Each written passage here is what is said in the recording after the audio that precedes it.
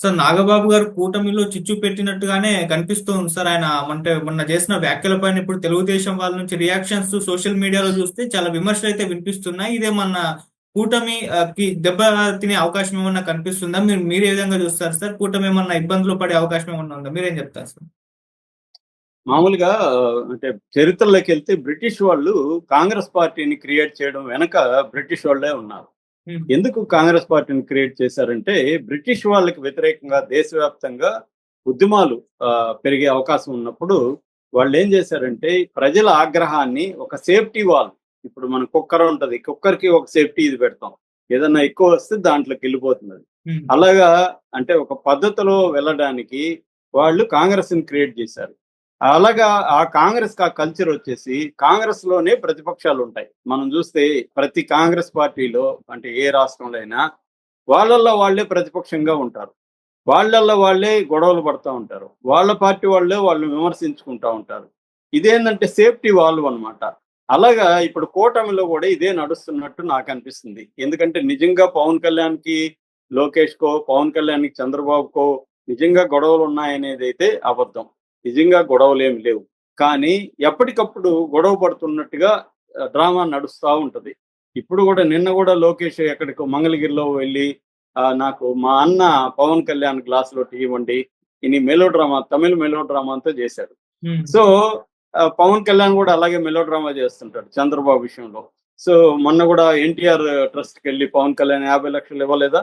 So, ఇదేందంటే వీళ్ళు అప్పుడప్పుడు జనసేన, తెలుగుదేశం మధ్య గొడవలు, బీజేపీ, పవన్ కళ్యాణ్ మధ్య ఏముండదు. బీజేపీ తెలుగుదేశం మధ్య గొడవలు అన్నట్టుగా కొన్ని ప్రొజెక్ట్ అవుతా ఉంటాయన్నమాట. అంటే జగన్‌కి ఇవ్వాల్సిన ప్రతిపక్ష స్పేస్‌ని పవన్ కళ్యాణ్ లాగేసుకోవడం అనేది పవన్ కళ్యాణ్ స్ట్రాటజీ. ఎందుకంటే పవన్ కళ్యాణ్ పర్సెంటేజ్ ఎంత మామూలుగా అరౌండ్ 6% ఆయన ఇప్పటివరకు. మొన్న ఎన్నికల్లో 6.8% పవన్ కళ్యాణ్ సాధించింది. జగన్‌కి ఎంతుంది? దాదాపు 40%, 39.45 ఉంది. అంటే 40% ఏసుకోండి. జగన్‌కి 40% ఓటు బ్యాంకు చెక్కు చెదరకుండా ఉంది. సో దాన్ని లాగేసుకోవాలి. లాగేసుకోవాలంటే ప్రతిపక్ష పాత్ర జగన్‌కి ఇవ్వకుండా పవన్ కళ్యాణ్‌ని పెట్టుకోవాలి. ప్రతిపక్షం చేస్తున్నట్టు డ్రామా ఆడాలి. అంటే ఈ ప్రభుత్వంలో వైఫల్యాల్ని నేను ఎత్తి చూపిస్తాను, నేను సహించను అన్నట్టుగా చూడండి. పవన్ కళ్యాణ్ ఏదైనా కన్సిస్టెంట్‌గా ఒక విషయాన్ని ముందుకు తీసుకెళ్తాడా? ఏది తీసుకెళ్ళడు. సో ఫస్టు పోలీసు శాఖ మీద అటాక్ చేశాడు. దాని తర్వాత ఏం నోరు మెదపట్లేదు. సైలెంట్‌గా ఉన్నాడు. మళ్ళీ ఆమె నా చెల్లి అన్నట్టుగా అనితని గురించి మాట్లాడతాడు. అది అయిపోయింది. తర్వాత Kakinada port seize the ship అన్నాడు. అదేమైంది? సీజ్ అయిందా షిప్పు? దాని మీద బియ్యం కుంభకోణం ఆగిపోయిందా? దోషులను పట్టుకున్నారా? ఇప్పటివరకు ఏమీ లేదు. అది అయిపోయింది. ఆ తర్వాత లడ్డూల విషయం ఏమైందో మనం చూసాం. సనాతనం తీసుకొచ్చాడు. ఈ మొన్న కాశీనాయన సత్రం కొట్టేస్తే నోరు మీద పట్టలేదు. ఆ తర్వాత తిరుపతిలో అల్లర్లలో చనిపోతే ఈయనెళ్ళి అక్కడ విమర్శించేసి వచ్చేసాడు. మళ్ళీ దాని మీద ఏమన్నా కాంక్రీట్‌గా ఫాలో అప్ చేశాడా పవన్ కళ్యాణ్? దాని మీద ఎంక్వైరీ ఏమైంది? దాంట్లో ఎవరు దోషులో ఇప్పటివరకు తేలారా? ఏమీ పట్టించుకోలేదు. ఇలాగా ప్రతి దాంట్లో పవన్ కళ్యాణ్ ఏందంటే ఒక డ్రామాటిక్‌గా ఆ సంఘటన జరిగినప్పుడు అది జగన్‌కి వెళ్ళకుండా తన అకౌంట్‌లో వేసుకోవడం. ఇదే 2014 నుంచి 19 వరకు మీరు గాని పవన్ కళ్యాణ్ మొత్తం స్ట్రాటజీలు చూస్తే, ఎక్కడెక్కడైతే ప్రభుత్వ వ్యతిరేకతని జగన్ క్యాష్ చేసుకుంటాడో అని తెలిస్తే, జగన్ ఒక ప్రోగ్రామ్ అనౌన్స్ చేయగానే పవన్ కళ్యాణ్ ముందెళ్ళిపోతాడు జగన్ కంటే ముందు. హ్మ్. వెళ్ళిపోయి దాన్ని డైవర్ట్ చేస్తాడు తన అకౌంట్‌లో. ఇది పవన్ కళ్యాణ్ స్ట్రాటజీ. అంటే చంద్రబాబుకి సేఫ్టీ వాల్వ్‌గా పవన్ కళ్యాణ్ డే 1 నుంచి పనిచేస్తున్నాడు. చంద్రబాబుకి ప్రజల్లో వ్యతిరేకత ఉంటే దాన్ని తన సేఫ్టీ వాల్వ్‌లో పవన్ కళ్యాణ్ బయటికి పంపిస్తాడనమాట. లేకపోతే అది పెరిగిపోయి జగన్‌కెళ్ళిపోతుంది. సో ఇది పవన్ కళ్యాణ్ స్ట్రాటజీ ముందు నుంచి. అందుకని వాళ్ళు అప్పుడప్పుడు కొన్ని మాటలు ఇట్లా వదులుతా ఉంటారు.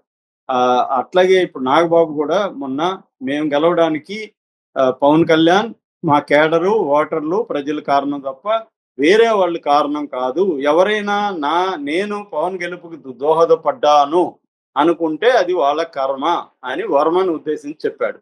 ఇప్పుడేమైంది? వర్మ సైలెంట్ గానే ఉన్నాడు. వర్మ ఇప్పుడు ఏం మాట్లాడితే ఏమవుతుంది? ఏం చెల్లి గమ్మున సమయం కోసం వెయిట్ చేస్తున్నాడు.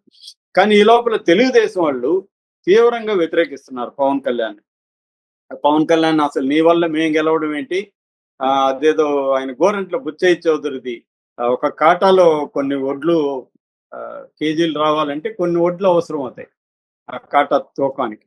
ఆ వడ్లు లాంటి వాడు పవన్ కళ్యాణ్. ఆ వడ్లు లేకపోతే ఇది కరెక్ట్ గా జరగదేమో కానీ ఆ వడ్లే మొత్తం కాదు కదా, ఒక 50 కేజీల తూకంకి కొన్ని వడ్లు తక్కువ పడతాయి. ఆ వడ్లు జనసేన నుంచి మేము తీసుకున్నాం. అంతేగాని దానివల్ల మొత్తం ఈ 50 కేజీల బస్తా మాదే అని చెప్పినట్టుగా ఉంది. మేమే నిలబెట్టాము అంటున్నాడు. 40 ఏళ్ల తెలుగుదేశాన్ని నేనే నిలబెట్టాం. పవన్ కళ్యాణ్ వల్ల కొన్ని ఓట్లు వచ్చాయి. అట్లాగే పవన్ కళ్యాణ్ కి తెలుగుదేశం సపోర్ట్ లేకపోతే అసలు పవన్ కళ్యాణ్ గెలిచుండేవాడు కాదు పిఠాపురంలో. అసలు 21 మంది ఎమ్మెల్యేలు, 2 ఎంపీలు గెలిచిండే ఛాన్సే లేదు. ఎందుకంటే ఆయనకు ఉన్నది 6% ఓట్లు. సో 6% ఓట్లు పెట్టుకొని 21కి ఎలా గెలుస్తాడు? 40% ఓట్లతో జగనే 11 సీట్లు తెచ్చుకున్నాడు. సో ఇక్కడ ఏంది, తెలుగుదేశం జనసేనకి ఎక్కువ ఉపయోగపడింది, జనసేన కూడా తెలుగుదేశానికి ఉపయోగపడింది. అంతవరకు కరెక్టే గాని మేమే నిలబెట్టామనేది ఎక్స్ట్రా మాట. సో వీళ్ళిద్దరు అన్నదమ్ములు ఎందుకు చెప్పారు? వీళ్ళకి తెలీదా దాని ఎఫెక్ట్ ఏంది? ఇదేంటంటే వీళ్ళ చుట్టూనే జరగాలి మొత్తం. ప్రజల focus, media focus Pawan Kalyan, Chandrababu వీళ్ళ చుట్టూ జరగాలి కానీ జగన్కి వెళ్ళకూడదు. దానికోసం కూటమిలో ఒక డ్రామా స్టార్ట్ అయింది. ఈ డ్రామా నడుస్తుంది. ఇది కొద్ది రోజులు తెలుగుదేశం వాళ్ళు పోస్టులు పెడతా ఉంటారు. వర్మకి సపోర్ట్ గా తెలుగుదేశం పట్ల జనసేన ఎలా ఉంటుంది అని పెడతా ఉంటారు. మళ్ళీ పైన నుంచి ఆర్డర్ వస్తుంది, ఆపేయండిరా ఇంకా అని. ఆపండి ఆపండి అని రీసౌండ్ వస్తుంది చూడు సినిమాలో, అలాగే రీసౌండ్ వస్తుంది అనమాట. రీసౌండ్ రాగానే ఆపేస్తారు. మనగా ఇంతకుముందు డిప్యూటీ సీఎం విషయం చూడండి. డిప్యూటీ సీఎం గురించి కూడా తెలుగుదేశంలో అందరూ మాట్లాడిచ్చే వరకు సైలెంట్ గా ఉన్నారు.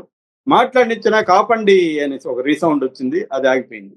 అట్లాగే జనసేన నుంచి కూడా ఒక రీసౌండ్ వచ్చింది, ఆపండి ఆపండి అని, ఆగిపోయింది. ఇప్పుడు ఇది వస్తా ఉంది. ఇది 4 రోజులు పోయినాక తెలుగుదేశం నుంచి మళ్ళీ ఒక ఆపండి రీసౌండ్ వస్తుంది. ఆయన పల్లా శ్రీనివాస్ ఆయన ఎవరు ఉన్నారు కదా, వాళ్ళ అధ్యక్షుడు, వీళ్ళందరూ ప్రకటనలు ఇస్తారు. ఇంకా ఆపండి అని చంద్రబాబు ఇస్తాడు, లోకేష్ ఇస్తాడు, అప్పుడు ఆగిపోతుంది. అంతవరకు సైలెంట్ గా ఉంటారు చూడు. ఇప్పుడు ఎవరు ఇమీడియట్ గా ఎవరు ఇప్పుడు ఇవ్వచ్చు కదా వాళ్ళు, ఇప్పుడు ఎవరు, ఎందుకంటే ఇది రావాలి, మీడియా అటెన్షన్, ప్రజల అటెన్షన్ దీని మీద రావాలి, కొంత డ్రామా నడవాలి. దాని తర్వాత అప్పుడు ఆపండి అనే రీసౌండ్ వస్తుంది. అంతకంటే ఏమీ జరగదు. మనం కానీ చూస్తే ఎసెన్స్ లో పవన్ కళ్యాణ్ ప్రజలకు ఇచ్చిన హామీలు నెరవేర్చట్లేదని ఇప్పటివరకు ఈ ప్రభుత్వాన్ని నిలదీయట్లేదు. నేను మీ తరపున గ్యారంటీలు ఇచ్చాను కదా, మీరెందుకు నెరవేర్చట్లేదు అని ఒక ముక్క ఇప్పటి వరకు మాట్లాడాల పవన్ కళ్యాణ్. మరి ప్రజల సమస్యల గురించి ఈ ప్రభుత్వాన్ని నిలదీయకుండా ఉత్తుత్తి విషయాలు, Kakinada seize the ship, laddu, లేకపోతే తిరుపతి తొక్కిసలాట, ఇలాంటివి మాట్లాడతారు తప్ప బేసిక్ గా మనం ప్రభుత్వం, మన కూటమి ప్రజలకి ఎలాంటి హామీలు ఇచ్చింది, మనం ఎందుకు నెరవేర్చలేకపోతున్నాం, రైతుల సమస్యలు అతి దారుణంగా ఉన్నాయి, లేబర్ సమస్యలు ఉన్నాయి, అంగన్వాడీలు కొట్లాడుతున్నారు, అనేక చోట్ల ప్రజల సమస్యలు, అనేక సెక్షన్ల ప్రజల సమస్యలు ఉంటాయి. దాని మీద ఒకే ఒక మొక్క కూడా మొన్న కూడా మాట్లాడలేదు, ఈ ప్రభుత్వం నిలదీయలేదు.